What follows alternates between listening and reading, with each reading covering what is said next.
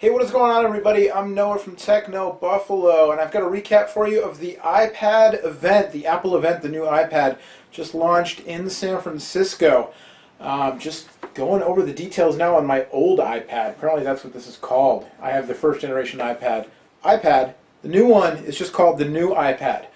So that iPad, iPad 2, and then new iPad. Didn't call it iPad 3 or iPad HD or even iPad 2S. Just called the new iPad. It will be available for pre-order right now. Hit stores March 16th. Same price point as iPad 2, starts at $499.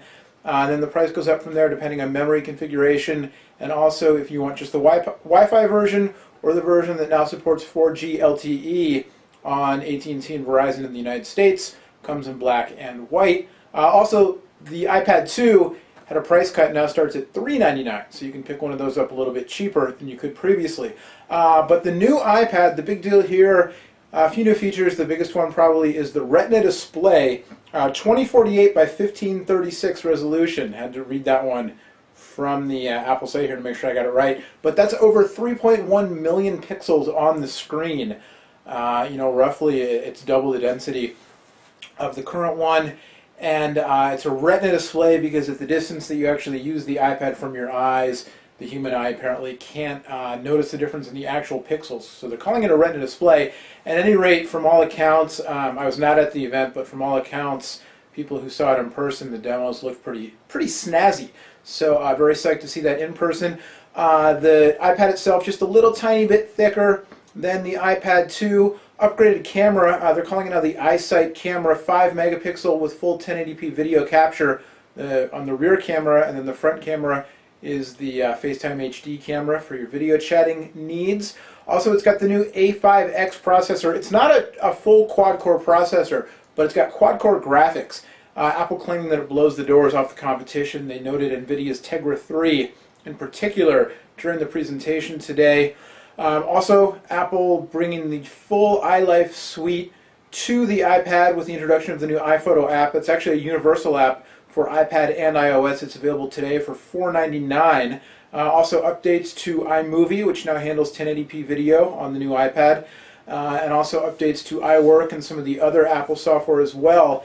But again, the new iPad available starting March 16th from $499. Available in black and white, up for pre-order right now. And in the US, you can get a version that will do 4G LTE on AT&T and Verizon, and it's worth noting that that version also will support mobile hotspot.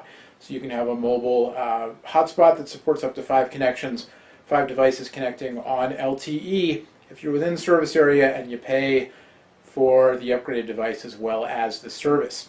Also, not to be lost in the shuffle today, Apple unveiled an upgraded Apple TV unit. Now this is still the Apple TV set-top box, or I guess side of the set box, if you will. But it's the same Apple TV unit physically. It's not a brand new television set or anything like that, but it supports 1080p video, has a new user interface. There's now 1080p video available in the iTunes Store.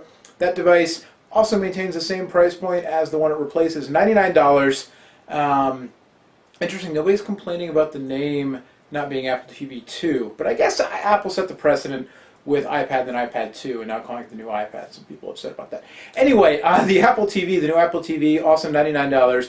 Also available March 16th, also up for pre-order right now. And then, as I said, the new iPhoto, the first version of iPhoto to hit iOS, available today for $499.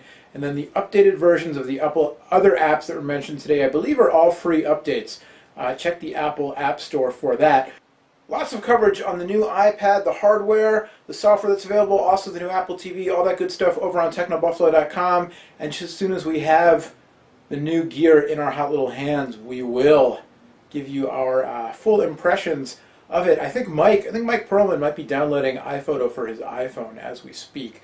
It'll be very interesting to see what he makes of the new photo capabilities of the hardware and the software, the photo processing software, and iMovie for editing.